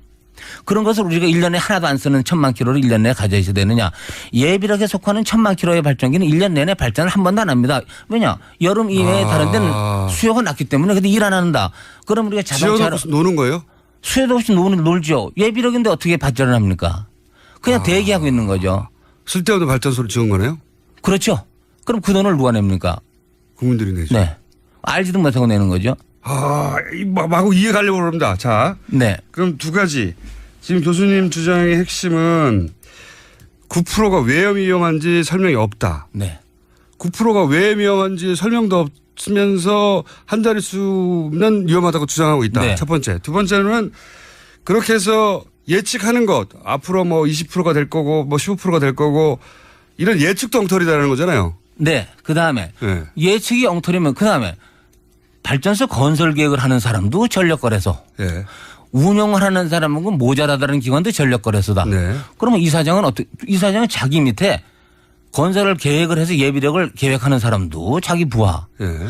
시스템을 운영하는 사람도 자기 부하인데 옆에 조직에서 그러면은 그렇게 1,000만 킬로 예비력이 남도록 발전소 건설을 안 했느냐고 야단을 쳐야죠. 그렇죠. 그렇죠. 그거는 또 가만두고 국민한테 모자란다고 전기 절전하라고 그러고 더운 여름에 뭐 못하게 하고 온갖 이상한 홍보를 해가지고 불안감을 조성하면서 만약 이사장이 됐으면 책임을 진다면은 둘 중에 하나는 책임을 져야죠. 자, 그럼 이렇게 해서 여쭤볼게요. 지금 말씀 듣다 보면 예측도 엉터리고 예비력이 한 자리 쓰면 위험하다는 것도 근거가 없다고 말씀하셨는데 이게 이제 다른 사람이 얘기하면 모르겠지만 지금 전공학자로 30년간 해당 기관과 또 전력거래소에서 근무하셨으니까 네. 제가 굉장히 신뢰도 높게 받아들이고 있는데 그러면 이런 것도 가능한 거 아닙니까? 그게 아마 2년 전 말씀이신 것 같은데 예측도 엉터리고 예비력이 한 자리 쓰면 왜 위험한지도 엉터리라고 하면 거꾸로 발전소를 더 많이 짓기 위해서 엉터리 예측을 하고 그 예측에 맞춰서 발전소를 지어버리면 되는 거네요? 능히 그럴 수 있다는 얘기입니다. 영국에서도 그런 일이 하도 많이 나서 예. 전력 산업을 민영화하게 된 계기가 예. 영국에서도 국영으로 나라를 운영하니까 그 전력회사를 운영하니까 이 사람들이 방만하게 운영을 하면서 전력 수요를 높게 해놓고 발전소를 많이 지어서 국민들이 피해가 가니까 이거 민간 경영으로 돌려야 되겠다 얘기한 것이 영국 전력 산업의 가장 시초입니다. 아하. 그런데 국민들은 우리나라 전기 아니고 일본 전기를 쓸 수가 없고 북한 전기를 쓸 수도 없는 상황에서 네. 그 비싸지만 내라 그러면 내는 건데 그렇죠. 그걸 검토할 능력이 우리나라에 한 기관이 전력 수급과 개통 운영 시스템 운영을 하는데 그걸 조사해 볼 수 있는 전문성을 가진 사람도 있을 수 없고 조사해도 누구한테 얘기할 사람도 없고 누가 받아줍니까? 할 수 없이 전문가가 다 같은 기관에 있는데.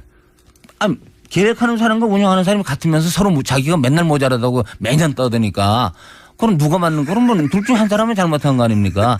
이사장이 오른손은 잘못하고 왼손은 잘하고 이런 것도 아니지 않습니까? 그런데 자 거기까지 이제 기본은 이해했습니다. 네네네. 기본 이해하기 힘드네요. 네네네. 거기까지 이해했어요. 자 그러면 여기서 이제 발전소 로비가 있느냐 없느냐 건설회사 로비가 있느냐 없느냐는 교수님의 전문 분야가 아니니까 네네네. 제껴놓고 네. 그것도 있을 거라고 짐작은 가나. 보지 못했으니까. 예. 교수님은 발전소에 건설회사에 계셨던 게 아니니까. 네네. 근데 이제 그런 발전소를 짓는 논리가 되는 기반 수치들이나 예측이 잘못됐다고 지금 말씀하시는 거고. 그죠? 그렇죠. 그러면 이런 예비력을 계산하고 예측을 하고 하는 것이 사람이 주먹구구로 하진 않을 거 아닙니까? 주먹구구로 하는 것이 기분이 제일 좋죠. 담당자들은. 이것은 1970년대 중반까지는 손으로 했습니다. 손으로. 그다음에는 수학이 발달하고 컴퓨터가 발달하니까 당연히. 사람 생각을 가지고 미래를 시뮬레이션 해보면서 어렵죠. 이 정도 설비를 가지면 괜찮겠다. 우선 컴퓨터로 판단을 하고 네. 돈이 최소로 되느냐도 판단을 한번 해보자. 그렇죠. 그렇게 해서 컴퓨터 모델이 이제 중반에 75년대 중반에 발달했고 한전도 재빨리 그걸 도입해서 저도 그때부터 이걸 공부를 하기 시작해서 그걸 뭐라고 그럽니까? WASP 컴퓨터 프로그램이라는 것이 있습니다. 예. 그럼 그것을 저는 1977년부터 여태까지 40년 동안을 공부를 하고 지금도 그 프로그램을 고치고 다니고 있습니다. 네. 그러나 컴퓨터 프로그램이라는 거는 엉터리 입력을 집어넣으면 엉터리 답을 나오는 것이고 그렇죠. 최적화를 하라고 하면 최적화를 할 것이고 그렇죠. 동계산을 하면 동계산을 할 것이지. 예. 자기가 자체로 판단을 못 하죠. 예. 컴퓨터가 자체 판단할 능력이 없으니까 그렇죠.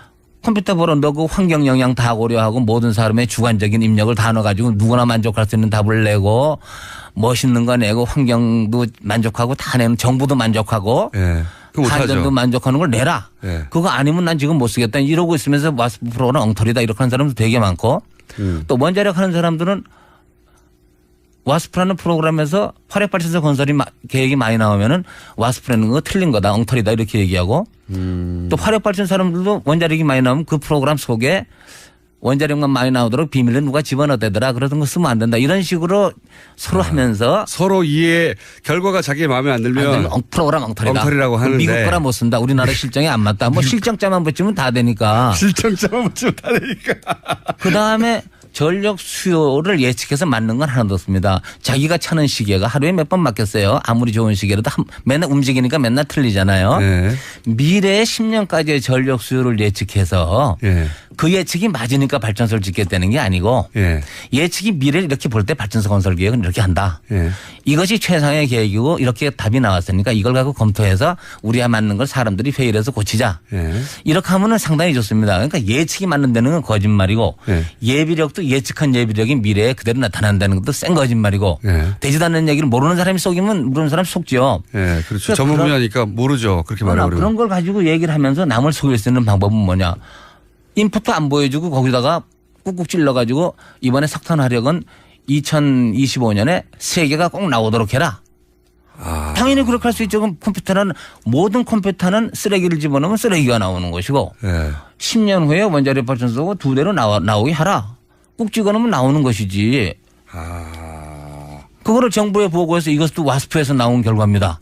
이렇게 얘기할 때 정부의 어떤 관리가 그거 틀렸으니까 다시 해봐 이럴 사람도 없잖아요. 손으로 와스프가 어떻게 돌아가는지 모르는데요. 예. 속을 안 들 컴퓨터가 계산하는 걸 자기가 컴퓨터에다 머리를 들이받고 계산해 볼 수도 없는 거고 계산이 엄청나게 계산합니다. 지금 컴퓨터가. 말씀을 그러면 그런 거를 예측하는 프로그램이 있긴 하고 그 프로그램으로 미국도 돌아가는데 그런데 여기에 자기가 원하는 걸 넣어서 자기가 원하는 결과를 도출할 수 있다는 거죠. 당연하죠. 그게 아니면 컴퓨터가 아니죠. 아하. 그런데 그렇게 할 수는 있는데 교수님이 보시기에는 그렇게 했다는 거죠. 당연히 하겠죠. 저도 그렇게 하겠죠.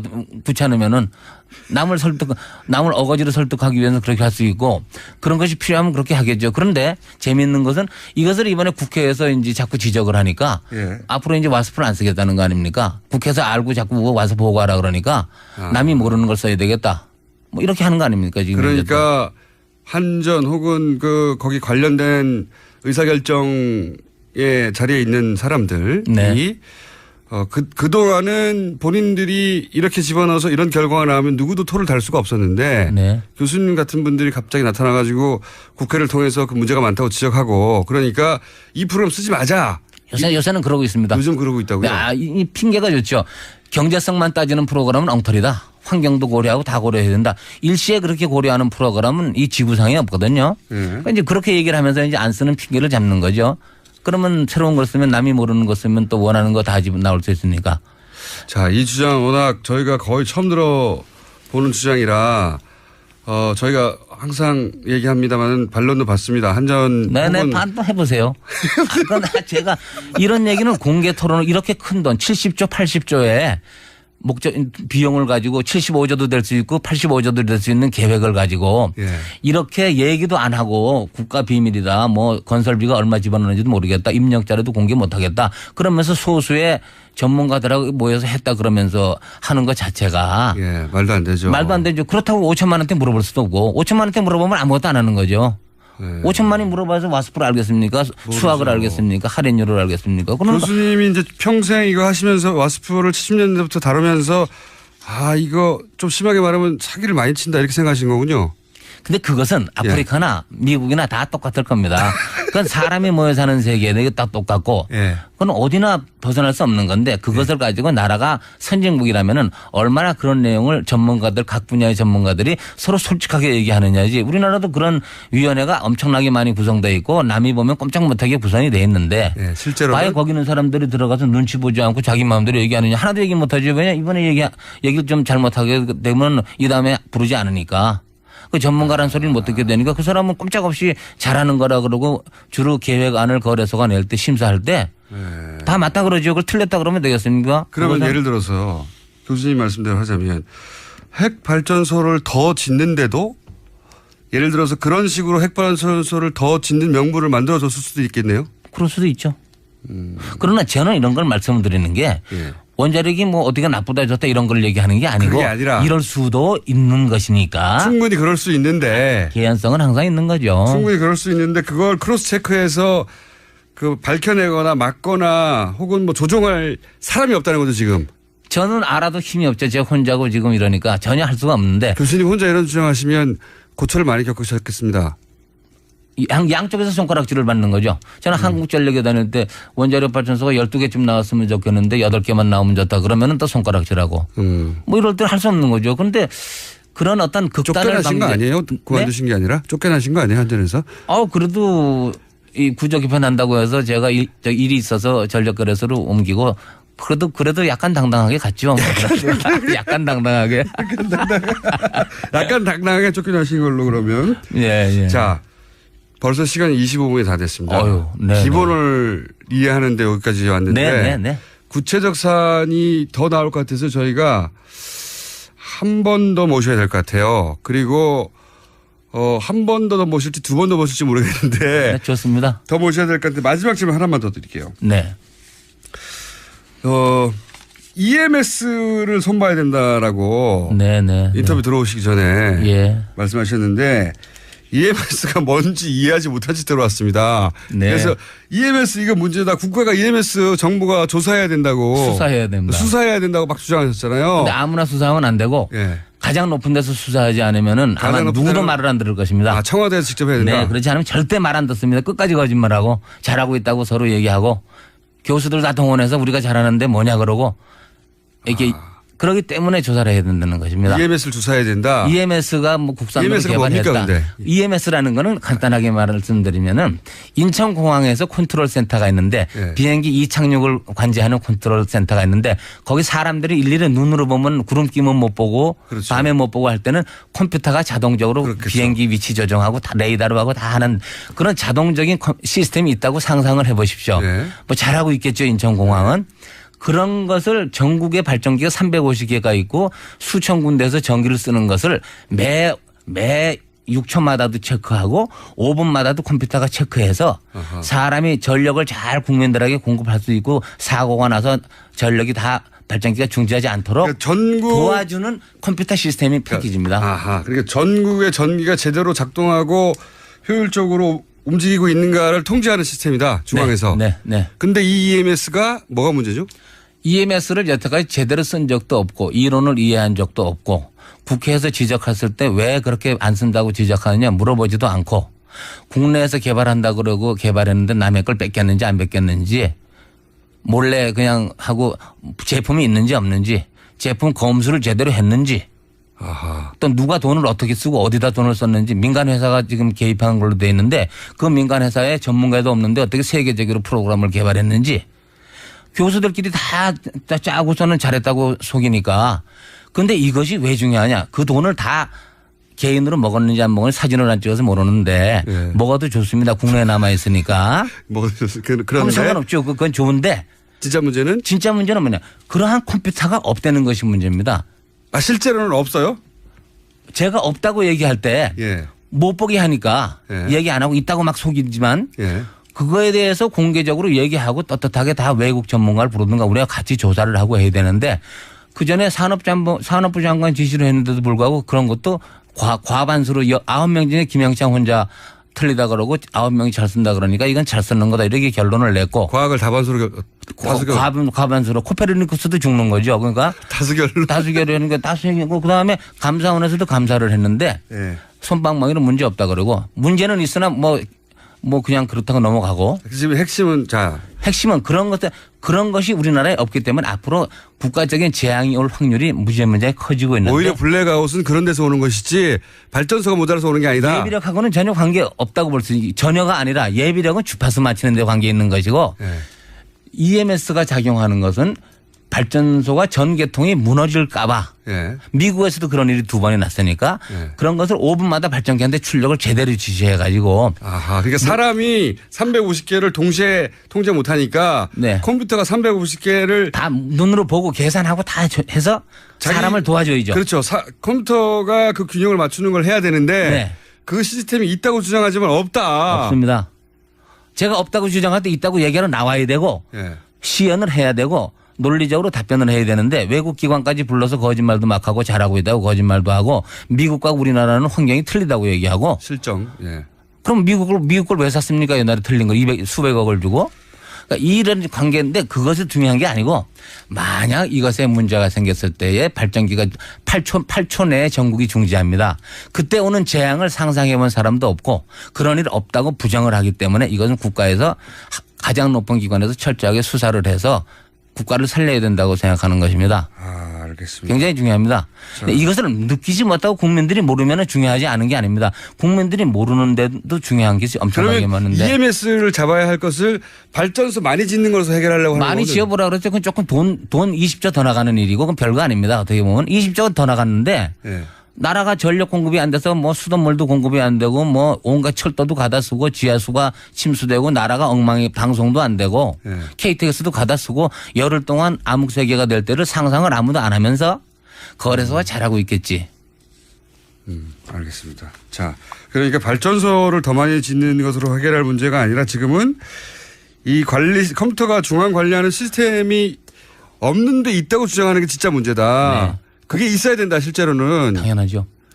그래서 이 문제를 여기 그 부처에 맡기는 수준에 해결될 수가 없고 실제는 가장 높은 기관에서 강도 높게 조사를 제대로 해야 된다. 강도라는 건 기술적 강도지 예. 힘의 강도라고 보기도 어렵습니다. 예. 지금 외국 사람 불러서 적당한 기관에서 하면은 외국 사람 또 회유해가지고 문제 없다고 얘기하라. 너 이 다음에 너 우리나라에 출입 못한다. 뭐 그러겠죠. 여기까지 일단 하고요. 저희가 두 번째를 시간을 조만간 마련하겠습니다. 오늘 네. 다 못하신 것 같으니까. 다음에는 예. 예비력을 왜 잘 모르느냐 이런 걸로 해서 중점적으로 다시 한번. 이거 CDC로 나가야 될지도 모르겠습니다. 오늘은 여기까지 하겠고요. 네. 자, 오늘 김영참 교수님이 말씀하신 것 중에 반론이 있으면 언제든지 저희가 받고 그럼 그 반론에 대해서 김영참 교수님 또 말씀하시겠죠. 당연히. 네. 예. 네. 자, 오늘 와서 감사합니다. 지금까지 아주대학교 김영창 에너지학과 겸임 교수였습니다. 감사합니다. 네, 고맙습니다.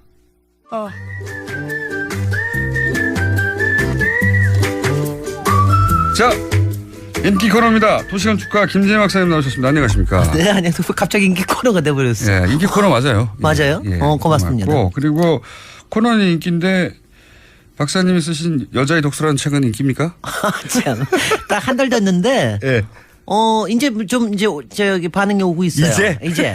그래서 이제 지금 북토크도 지난밤에 하고 그랬는데, 예. 기분이 꽤 괜찮고요. 네. 아니, 저는 제목 때문에. 여자의 독서. 여자의 독서 그러니까 사람들이 이러는 사람들도 있고, 그런가 하면 굉장히 끌리는 사람도 있고. 그러니까 여성들이 읽어야 할 아니요, 꼭 독서 그렇지 목록 않고요. 이런 건가요? 아니면? 그러니까 여자 작가들 책만 가지고 썼어요. 아, 그렇구나. 제가 그러니까 뭐냐면 제가 제 평생 여자 작가들이 너무 홀대된다는 그런 느낌 때문에 그러니까 이제 제가 여자로서 여자들을 위해서 쓴 거죠. 그러니까 좀 독특한 시각이 있는데 남자들도 꽤 읽습니다. 특히 딸 가진 아빠. 김어준은 절대로 안 읽을 책. 네. 그런가 하면 박사님? 우리 여기 PD 그만하시죠, 이제. 아주 잘합니다. 그러니까 그러니까 괜히 물어봤네. 우리 그거 아세요? 김어준 딸 프로젝트를 해야 된다 이런 얘기들이 여성들 사이에 있습니다. 김어준 딸 프로젝트요? 네. 저를 딸로 만드는 거예요? 아니 그건 해석을 해보십시오. 아유 필요해요. 저를 머리를 묶고 딸로 만들려고 하는 게 아닐까. 자, 지난주에 프라이부르크 굉장히 재밌었어요. 재밌기는 뭐 시작하다 말았는데. 네, 물론 오늘도 시작하다 말 것 같아요, 시간상. 오늘 네, 시작하다 말았는데 재밌는 게 그 독일에 가신 분이 프라이부르크로 행선지를 바꾸신 분들이 꽤 있고요. 네. 그게 SNS로 꽤 왔고요.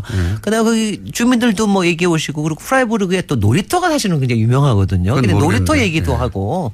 근데 오늘 프라이부르크가 짧은 시간인데 어제 지난주 못 들으신 분을 위해서 10초 버전을 요약하면 여기가 전 세계에서 가장 대표적인 탈원전 도시다. 네. 그런데 탈원전을 중앙정부에서 지시한 게 아니라 프라이부르크가 스스로 왜냐하면 그 옆에 있는 검은 숲 스바르츠발트라고 하는 유명한 거대한 검은 숲 지역에다가 원전을 지으려고 하니까 주민들이 나서가지고 안 된다. 네.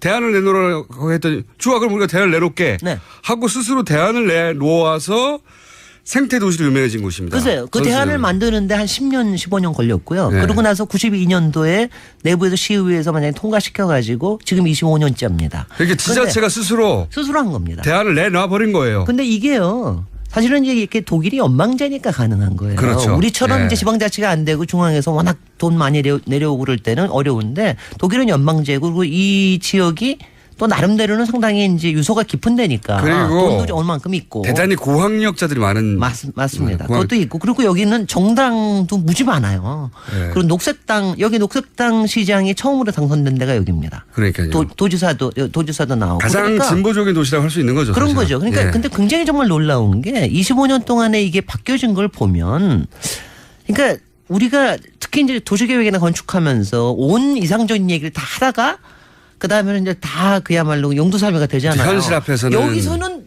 다 됐어요. 이게 너무 신기한 거예요. 그러니까 이게 도시건축가 이게 할수 있는 입장에서는 겁니다. 정말 환상적인 아니 이게 거군요. 그래서 제가 가서 이런 얘기를 했어요. 도시의 미래가 있다. 네. 제가 만약 솔직히 속은 항상 좀 비관적인 것도 있는데 도시의 미래를 봤다.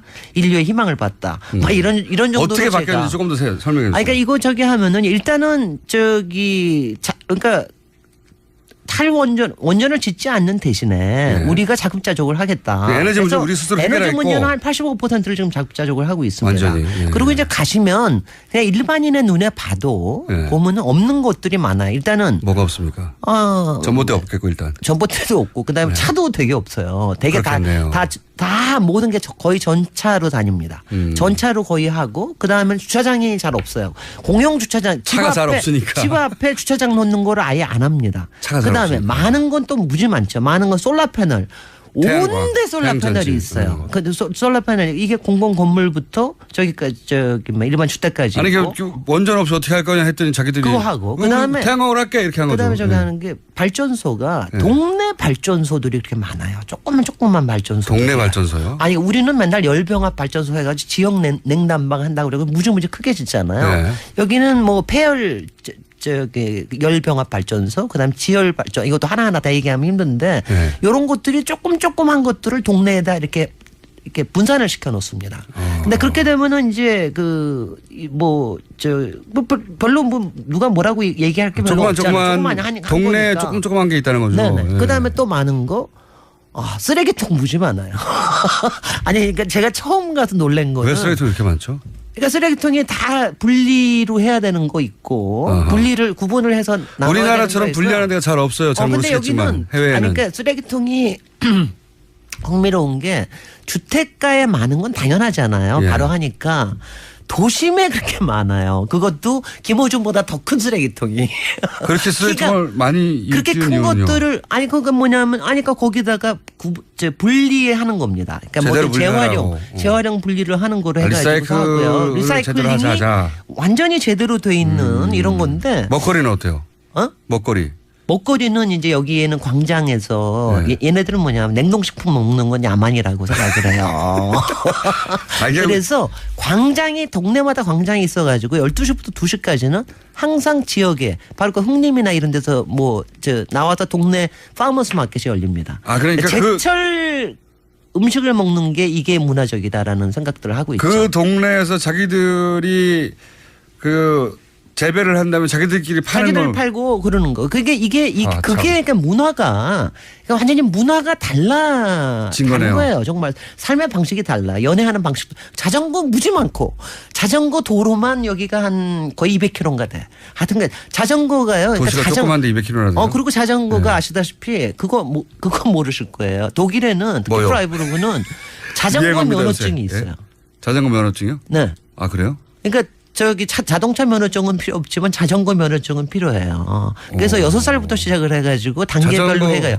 자전거를 아무 때나 다 탈 수가 있는 게 아니라니까 자전거 면허가 절대로 필요하기 때문에 워낙 자전거가 많아서. 자전거 면허증을 그리고 자전거 면허증이 있어야 왜 길에 가면은 자전거 왜 공공 자전거 있잖아요. 예. 공공 빌려 타는 자전거들 거. 빌려 타는 게 아니라 그냥 거기다 타고서 갖다가 놓고 그다음에 가고 이러는 거. 예. 그런 것들이 그렇게 많아요. 너무 그러니까 이런 게 정말 되는구나라고 하는 게 너무너무 신기한데. 이렇게 하고 싶은데 현실적으로는 불가능하다는 게 다 되는 거예요. 그러니까 우리가 생각하는 그 카쉐어링 여기서부터 시작했습니다. 그러니까 모든 게 여기서부터 그게 다 된다는 게 신기하고 그다음에 제가 꼭 강조하고 싶은 게 뭐냐면 사람들이 이렇게 하면은 거기가 굉장히 이상적이고 저기가 높아서 그래 지적인 수준이 높아서 그게 아니고요. 정말 기가 막힌 게 여기에는요.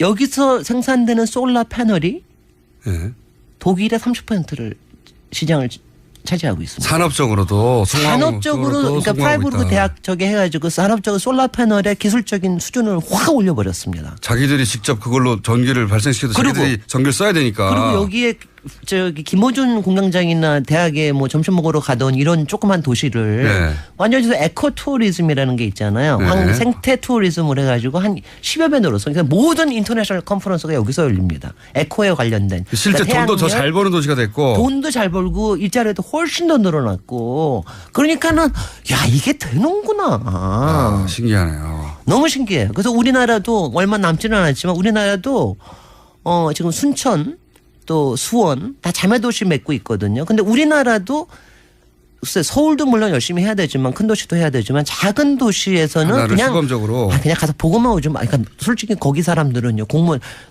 한국에서 공무원들이 너무 와서 진료해요. 그렇게 많이 가르쳐줬으면 가서 좀 실천을 해라. 보고만 오는 거죠. 아니 맨날 보고 와서 보고서 쓰고 나서 그다음에 네. 끝. 아, 뭐 그럼 하는데. 현실적으로 한국 실정에 맞지 않냐요. 그다음에 제가 한 네. 가지만 더. 네. 여기 태양열 난방 저희 패시브 하우징 그러니까 태양열 예, 예. 이게 집열판뿐이 아니라 그 패시브 하우징을 하는데 예. 모든 공공 건물을 단열을 했습니다. 패시브 하우징이라는 거는 10cm를 하는 게 아니라 30cm를 단열을 해요. 이걸 그러니까요. 얘네들이 20년 동안 해가지고 이제 다 끝냈습니다. 근데 어느 정도는 주택까지도 보조를 해주는데 겨울에 저기 난방하는 날짜를요 한 열흘만 하는 경우가 많아요. 패시브 하우스 설명하려면 시간이 없네요. 패시브 하우스는 다음에 다시 한번 다음 주는 아니고 패시브 하우징만 따로 또 한번 하겠습니다. 이거는. 근데 이거는 그만큼 그만하셔야 됩니다. 김진애 박사님이었습니다. 안녕. 내일 뵙겠습니다. 안녕.